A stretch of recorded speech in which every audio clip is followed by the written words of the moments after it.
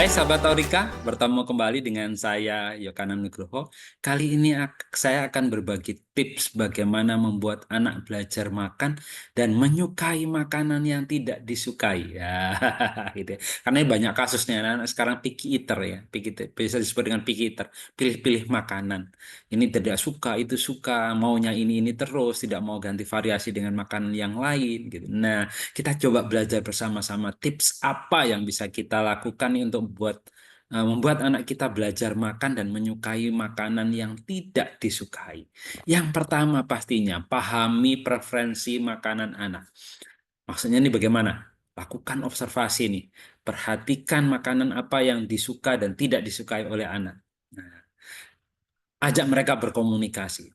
Mengapa mereka tidak suka? Mengapa mereka suka makanan ini? Apa yang mereka rasakan ketika makan ini? Apa yang mereka rasakan ini sehingga mereka menjadi tidak suka? Nah, dengan ini kita akan tahu, oh ternyata ini yang menyebabkan anak kita tidak suka makan A. Oh, ini ternyata yang membuat tidak mau makan B. Begitu. Nah, dengan ini akan menjadi modal dasar kita nanti untuk mengembangkan, mengenalkan makanan, bagaimana cara mengenalkan juga, sehingga pada akhirnya anak akan suka terhadap makanan yang akan mereka makan. Yang kedua, nah kita harus punya kebiasaan makan bersama. Ini udah jarang sekali gitu ya, karena kita punya kesibukan masing-masing gitu ya. Ini tips yang bisa dicoba. Mungkin karena anak-anak ini kan punya daya tiru yang sangat tinggi ya. Daya tiru yang sangat tinggi. Wah ya saya makan, oh mama saya makan, kakak saya makan, begitu ya. Nah, dengan menciptakan suasana makan bersama yang menyenangkan, pastinya akan membuat anak-anak kita tertarik untuk mencoba makanan yang mungkin saat ini mereka tidak suka, gitu ya. Tapi ada beberapa hal yang juga perlu kita perhatikan. Ciptakan suasana yang menyenangkan saat kita makan bersama. Boleh ngobrol, boleh saling bercanda, tapi hindari untuk menciptakan suasana atau pertanyaan-pertanyaan yang kemudian memicu suasana menjadi berubah menjadi tidak baik. Begitu. Jadi usahakan selama makan berlangsung terjadi suasana yang menyenangkan. Hindari televisi, hindari penggunaan gadget gitu ya di tempat makan itu. Benar-benar ciptakan kehangatan dan suasana yang menyenangkan saat makan. Mungkin ini akan menjadi satu tips untuk membuat anak tertarik untuk mau mencoba makanan baru. Yang ketiga, nah ini mama-mama nih, boleh libatkan mereka, anak-anak ini untuk mempersiapkan. Wah, Pak Yo bahaya kan pakai pisau. Ya, kasih mereka pisau. Sekarang ada pisau yang bisa digunakan untuk motong, tapi tidak setajam pisau stainless dan lain sebagainya. Tapi bisa digunakan. Bisa, anak-anak kasih yang itu.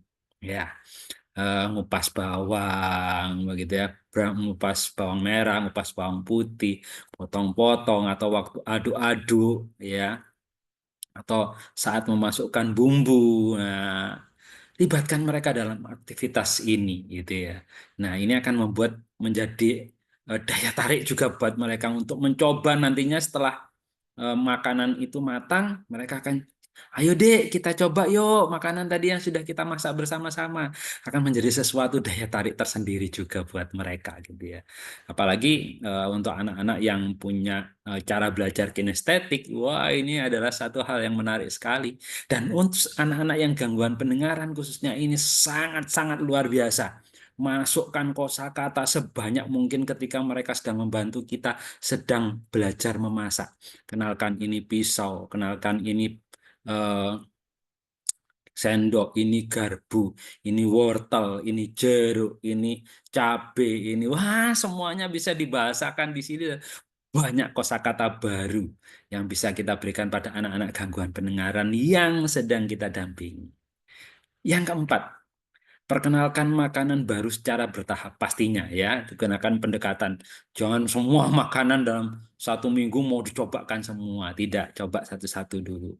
Kira-kira, oh tadi kan kita sudah melakukan preferensi nih, ya, ini makanan yang tidak disuka. Coba minggu depan kita kita kenalkan yang ini nih. Nah, minggu depannya lagi kita kenalkan yang ini nih, gitu sampai kemudian anak mau memakan makanan itu. Jangan dipaksa langsung satu sendok habis, cicipi dulu. cicipi dulu satu potong kecil gitu, ya, cicipkan makanan baru itu. Oh, mereka, oh rasanya ternyata enak gitu ya. Nah, kita memang perlu bersabar dan butuh waktu agar anak bisa merasakan dan apa ya, mengenali tekstur-tekstur baru yang eh, diberikan kepada mereka untuk mereka coba. Oke, lanjut. Yang kelima, menggunakan pendekatan yang positif dan konsisten. Ya, kalau mereka sudah mulai coba satu saja, wow, kasih pujian, wah hebat, tadi sudah mau mencoba, gitu ya. Nanti kalau sekarang satu potong, besok boleh ya dua potong, besok lagi boleh tiga potong, tapi konsisten kita kenalkan terus.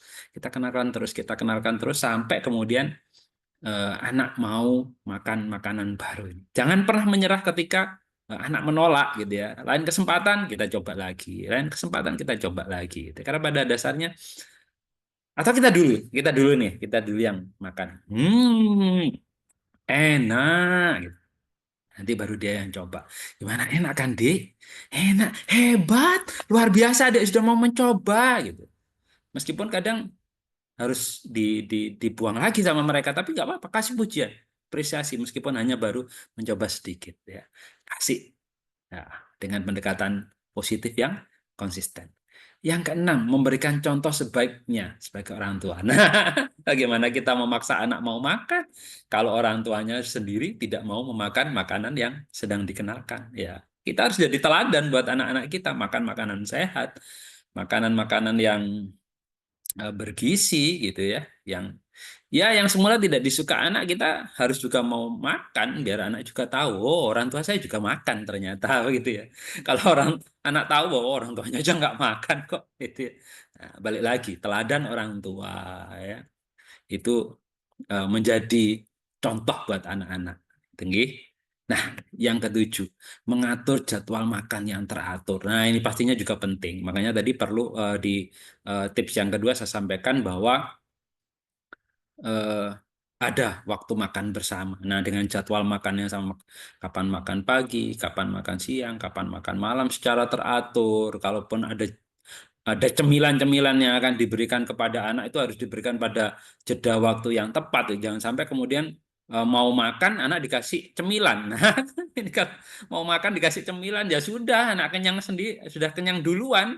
Belum makan anak sudah kenyang, dan pada waktunya makan anak sudah tidak mau makan lagi gitu ya. Ya, seminim mungkin sebetulnya hindari cemilan. Biarkan mereka hanya makan di jadwal-jadwal makan yang sudah kita atur. Kalau toh misalnya kita hanya bisa ketemu mereka di makan pagi sama makan malam saja, atau makan pagi nggak mungkin, makan siang nggak mungkin, ketemunya hanya di makan malam. Tidak apa-apa, pasti ciptakan waktu tertentu untuk selalu ada bersama mereka. Khususnya pada waktu kita punya family time, mungkin hari libur ya, Sabtu atau Minggu itu, atau tanggal merah yang kita manfaatkan betul untuk eh, makan bersama dan berkomunikasi dengan anak-anak. Ini satu hal yang sangat luar biasa. Yang kedelapan, mengajarkan anak tentang manfaat makanan. Nah, ini saya mau agak sedikit nyelintung gitu ya. Bisa gunakan YouTube. Anak-anak kan pasti suka nih pakai YouTube. Nah, tapi harus ada kita ya, bukan kemudian HP-nya dilepas begitu saja. Anak-anak kita sekarang zamannya zaman YouTube. Nggak apa-apa lah. Kita manfaatkan media YouTube untuk mengenalkan manfaat makanan. Kita cerita, kita cari video-video yang memperkenalkan berbagai macam makanan kepada anak-anak. Sangat banyak sekarang di YouTube itu. Nah, kita kenalkan mereka dari situ. Tapi balik lagi, ini memperkenalkannya terbatas dan harus dengan pendampingan orang tua. Yang kesembilan, buat bentuk atau tampilan yang menarik agar anak suka. Pak Yo, kapan waktunya Pak Yo? Tidak ada gitu ya. Ya, mau tidak mau ya carilah waktu-waktu tertentu yang kita memang pas sedang longgar, kita buat bentukan-bentukan menarik. Ini ada contoh-contohnya ya. Ada banyak contoh, ada banyak kreativitas yang kita bisa lihat eh, di Mbah Google. Kita bisa tanya Mbah Google atau kita tanya Mbak YouTube. Ada banyak di sana, bisa dicoba. Dan yang ke-10 ada buat variasi makanan agar anak suka. Nah, misalnya nih, anak sukanya makan nugget aja gitu ya. Kita buat nugget dari brokoli. Ada sukanya makan telur gitu aja. Nah, kita kasih telur dengan bayam. Mungkin telur dengan wortel itu yang tidak suka kita coba masukkan di makanan-makanan yang mereka suka itu. Bola-bola wortel. Atau anak sukanya makan mie terus gitu ya kita buat mie bayam, mie wortel, mie brokoli, isiannya yang kita buat di situ kita buat dari sayur-sayuran di dalamnya. Sehingga satu pasti jauh lebih sehat daripada mie instan yang dijual di pasaran. Kita buat homemade, kita tahu bagaimana kualitas dan rasa yang kita butuhkan untuk kesehatan anak-anak kita. Nah, yang pasti adalah menjadi sabar dan terus mencoba agar anak-anak kita mau mencoba makanan baru yang mereka tidak suka, sehingga mereka tidak lagi menjadi anak-anak yang pilih-pilih makanan. Karena ketika mereka pilih-pilih makanan, pastinya makanan menjadi makanan-makanan yang tidak sehat. Yang kedua, kalau teksturnya yang dimakan adalah itu-itu saja, maka juga akan ada pengaruh pada perkembangan organ berbicara mereka. Atau yang kita bisa sebut dengan oral motor. Ada pengaruhnya? Ada. Nanti lain waktu kita akan coba obrolkan lagi dengan tips-trik yang lain terkait dengan pola makan dan oral motoran. Terima kasih sahabat Aurika. Sampai ketemu dengan tips yang lain.